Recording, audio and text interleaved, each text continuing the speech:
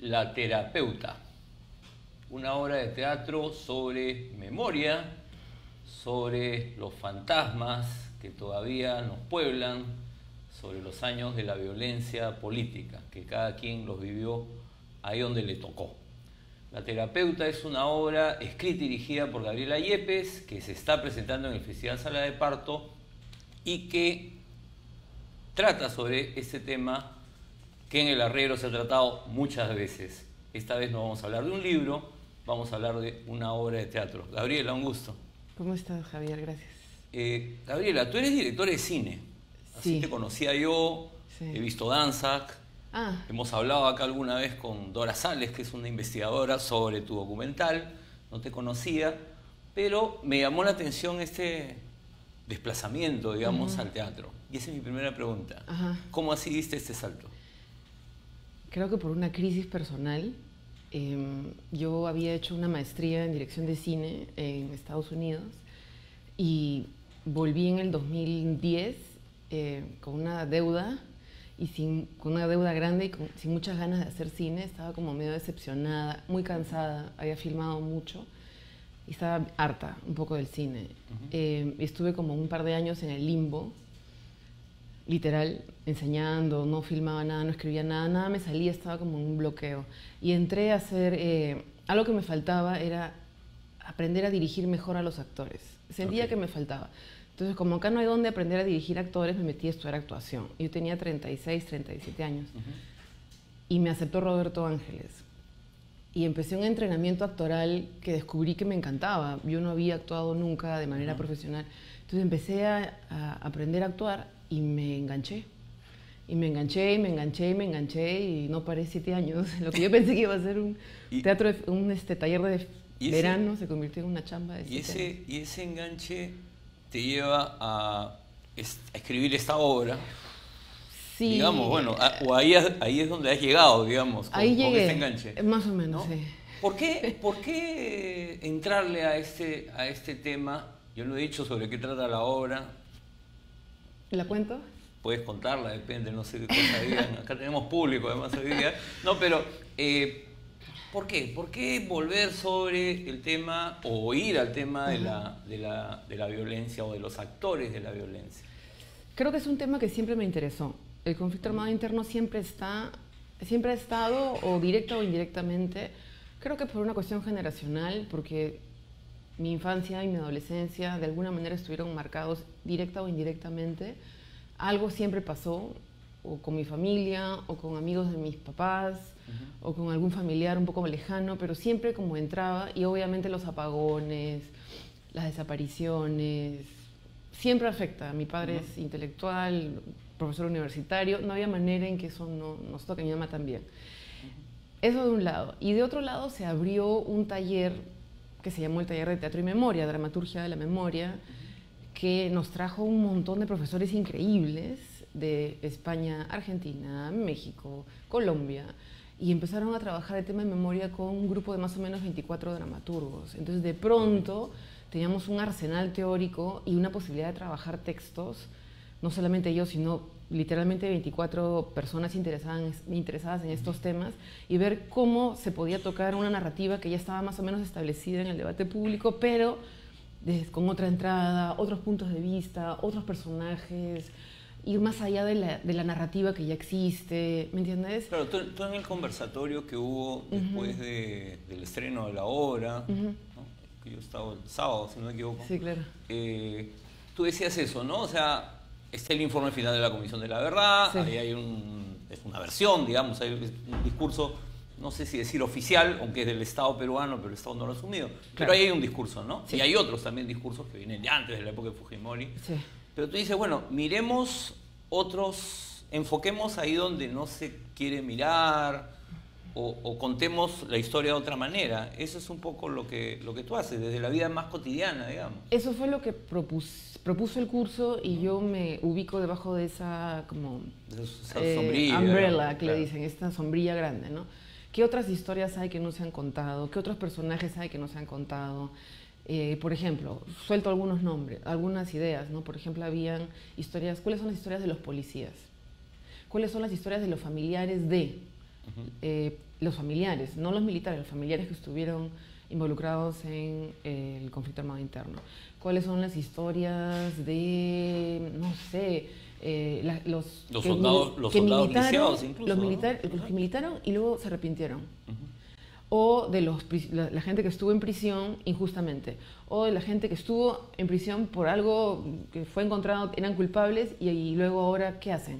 Hoy, 20 años después, ¿qué hacen sus hijos? No sé, de pronto había una serie de historias, o de los hermanos, de los primos, que eran mucho más chiquitas, unas microhistorias, y ahí estaba también algo del Perú. Entonces, claro. Ahora, lo curioso es que tú terminas yéndote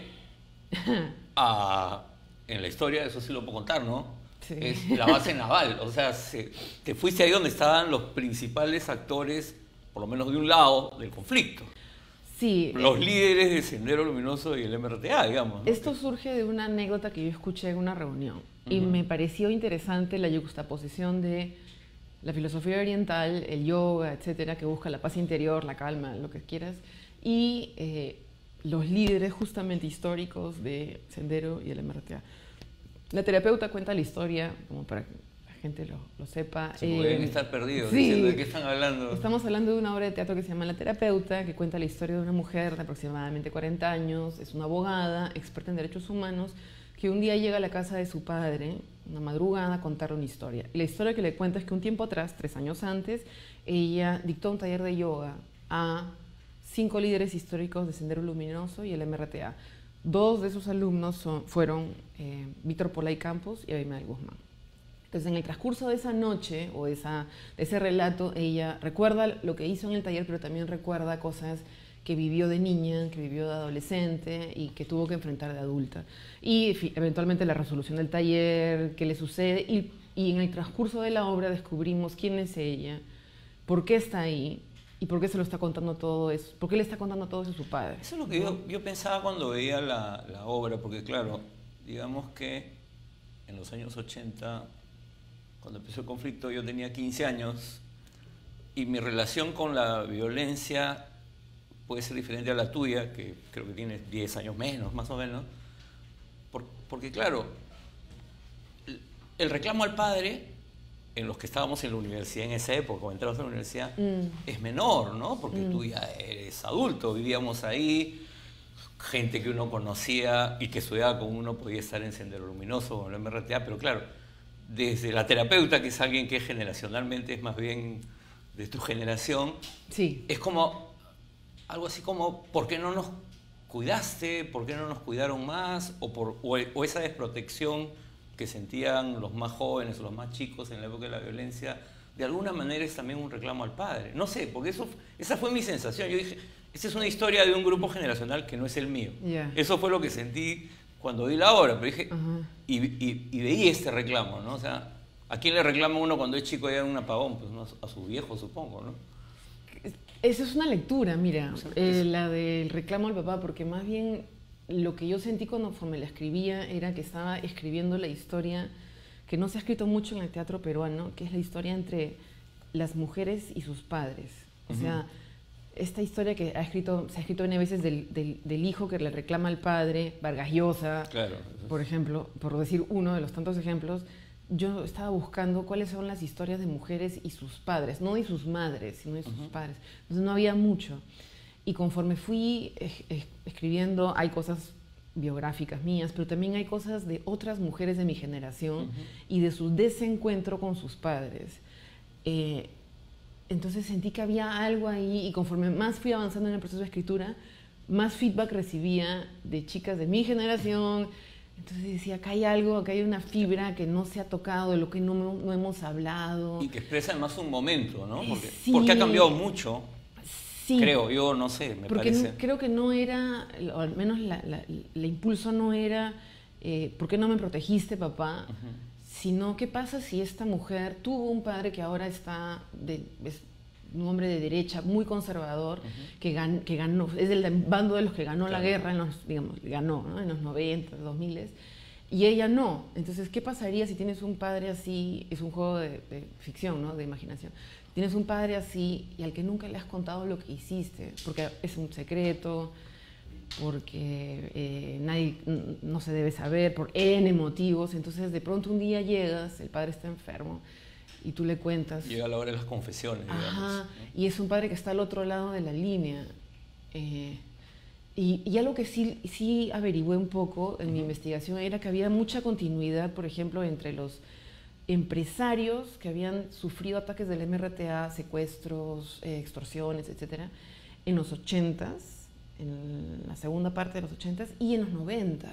Había muchas familias de empresarios muy acaudalados, dueños de empresas, canales de televisión, cuyos hijos habían terminado colaborando con el gobierno de Fujimori en adelante y que hasta ahora siguen estando muy activos en la política. Entonces dije, acá hay algo de un grupo social del cual no se ha hablado, que es una clase alta, claro, que se sabe eso algo. Es claro que... Sí, de clase alta o clase media muy alta o muy alta, que está ahí y cuyas historias están escondidas en la trama Ahora, cuando histórica. Te escuchaba... Y luego reaparecen sus hijos como ministros aquí, congresistas acá, candidatos a tal cosa.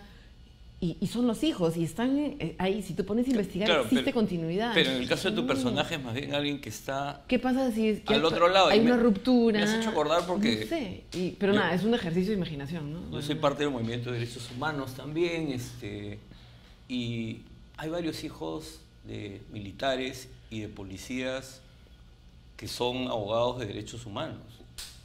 Algunos destacados, muy destacados defensores de derechos humanos, y no solo de los que estuvieron en el conflicto, sino de mucho antes, ¿no? Y también hay hijos artistas. Claro, por eso. Cuyos padres han estado involucrados. Entonces, que yo además tuve compañeros en estos cursos. Que hay un quiebre, digamos, ¿no? Sin duda. Ahora, sí. el otro tema es, claro, el lado de todo este trabajo de la terapeuta con los presos, digamos, ¿no? Que a mí es lo que más me gustó de la obra. Y claro, al final de la obra, en el conversatorio, un señor dijo, yo no sé si era su intención, pero me ha generado cierta compasión. Por primera vez en mi vida he sentido compasión por estos señores, ¿no? Entonces, claro, y pensaba en que además hay una aclaración, al inicio hay una suerte de advertencia en la obra, ¿no? Es decir, esto no es propaganda, esto no busca hacer apología de ningún tipo, ¿no?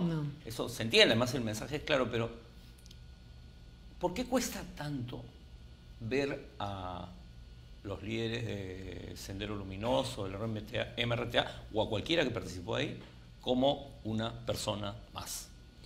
No sé si yo te puedo contestar eso porque no soy científica social, pero te puedo contestar un poquito desde lo que entrada, digamos. desde lo que se trabaja, lo que es, qué sé yo, dramaturgia de la memoria. Entonces, tú no puedes poner en escena, lo primero que nos contaron, yo suscribo eso, no puedes poner en escena o no puedes establecer un diálogo entre individuos en el escenario donde estás trabajando en base a la demonización del otro. En una guerra, yo tengo que si tú y yo nos estamos peleando, yo tengo que demonizarte, yo tengo que decir que tú eres el demonio encarnado en la tierra para motivar a mucha gente a pelear contra ti, para conseguir dinero, para justificar ideológicamente la victoria o lo que sea, o la idea de perder la vida, ¿no? De sacrificarlo todo en esta lucha. Y eso fue lo que pasó. Pero cuando tú haces teatro, no puedes trabajar sobre la demonización del otro. O sea, si yo hago una obra de teatro sobre Hitler, no puedo poner todo lo que yo piense sobre Hitler, Hitler demoníaco en escena, no lo puedo hacer. Yo tengo que ver la manera de generar una empatía como dramaturgo o dramaturga hacia el personaje. Y eso implica desdemonizarlo. Entonces yo tengo que poner en escena gente contradictoria, gente que hace el bien, no sé, ama a los perros y luego puede mandar al horno a miles de judíos, por ejemplo. Que es la historia real, digamos, mira, ¿no? Todas las historias que han hecho los alemanes sobre la Segunda Himmler, Guerra Mundial. Después de dirigir los operativos, declamaba poemas a sus hijos en su casa, exacto, ¿no? Era un gran padre de familia, ¿no? Eso tenemos que hacer, mostrar las contradicciones en el escenario. Entonces, eso es la chamba. ¿Y eso qué implica? Desdemonizar. Ya la demonización del otro ya es parte de una agenda política, una agenda social, una agenda del poder. Ahora, pero eso es algo que no es fácilmente aceptado todavía acá, o sea... Bueno, pero ¿no? esa es la chamba del artista, ¿no? Que es hacer preguntas incómodas, que presentar miradas que pueden problematizar al público, pero lo que dijo esta persona en el conversatorio fue exactamente lo que habíamos planteado desde la dramaturgia, que es, o sea, este grupo de dramaturgos que trabajamos temas de memoria o que hemos empezado a trabajar esto, que es cómo generar eso, cómo empezar a mirar a todos los actores sin la demonización, cómo humanizamos al otro, no olvidando todo lo que pasó. No es decir, acá no pasó nada, vamos, no es un perdón fácil, pero cualquier proceso de reconciliación, que es lo que buscaba la CBR y que debemos buscar, creo, como sociedad, pasa por mirar al otro por lo que es, no por lo que creo que es, ni por lo que me han dicho que es, sino por lo que es, empezar a mirarlo y empezar a ver qué encuentro. Libros como los libros de José Carlos Agüero, claro, o el libro de Lurgio Gavilán, ¿no? Bueno, acaba de salir otro, pero digamos, en el proceso de la elaboración de la terapeuta, ¿tú los has leído, has conversado con ellos? Sí. Algo se nota, o sea, uno siente ahí que José Carlos hay una Agüero conexión, ¿no? Nos dio una charla increíble sobre su historia, su testimonio en este curso de dramaturgia y memoria, o sea, a ese nivel. Sí, voy a decir algo que quiero invitarlo para que cuando venga. Vi la obra, es que en un momento, en uno de los tantos personajes que encarna Alejandra, que es espectacular además, sí, increíble. Yo veía y era como que estaba escuchando a José Carlos. Por eso te lo digo, o sea, es como que de pronto sentí que estaba presente, digamos, ¿no? Mira, ya, eso sí. Pero bueno. Pero bacán que lo veas, qué honor en realidad. Bueno, sí, hubo un proceso de leer todo lo que se había publicado, no solamente desde las ciencias sociales, sino también desde el arte, ¿no? A ver qué se cuentan y sobre todo actores, gente que está involucrada y que tiene, por el afecto, construye otra narrativa, ¿no? Por el hecho de ser hijo de, familiar de, testigo involuntario, y que te coloca además en un lugar que no es un lugar de inocencia absoluta. Es fácil hablar contar historias del conflicto armado interno con alguien que es absolutamente inocente. Ay, qué fácil. Pero ¿qué pasa cuando estás en el color gris? Claro, pero es que en realidad una guerra, porque de eso estamos hablando, está llena de grises. Absolutamente. O sea, todo es claro oscuro, no hay blanco y negro. No hay el malo malo ni el bueno bueno. Acá no existe ni el militar maloso, ni el senderista. No, eso no es, pues, son seres humanos. Pero eso no implica olvidar todo lo que pasó. No implica hacer una evaluación jurídica, una evaluación moral, una evaluación ética, qué nos pasó y para que no se repita nunca más, ¿no? Ahora, después de la terapeuta, ¿qué más viene? Bueno. O sea, ¿vas a explorar más en este campo? Hay un proyecto más, al menos ahorita es un largometraje. ¿Puedes hablar de ficción. o no? Sí, pero todavía está como en incubadora, no sé. Pero el año pasado yo gané un pequeño fondo para escribir un guión de largometraje. Entonces ahora lo tengo que gastar porque no he podido tocar el fondo por el estreno.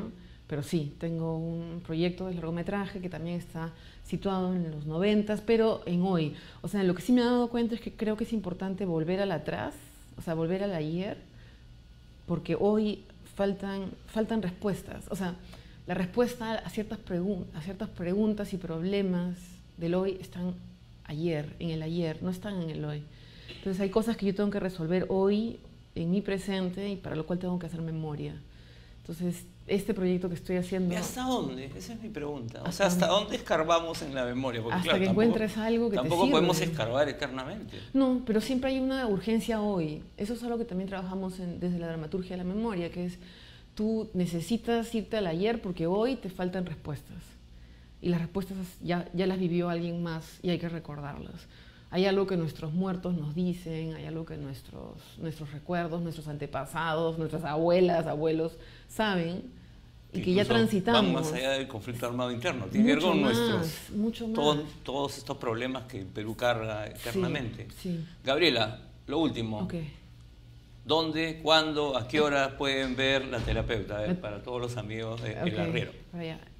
Bueno, nada, la terapeuta se está presentando los viernes y sábados de septiembre a las 8 de la noche en el Teatro de la Alianza Francesa de Miraflores. Los invitamos a venir, son solo 8 funciones más, ya están bastante vendidas, las de este fin de semana, quedan algunos sitios. Nada, vengan, Las entradas están en Teleticket, es fácil de conseguir, gracias. Muy bien, muchas gracias, Gabriela. Gracias a ti. Amigos, amigas, ha sido Gabriela Yepes, directora y autora de La Terapeuta, una obra de teatro que tienen que ver. No digo nada más, ya hemos escarbado bastante y hay que seguir escarbando.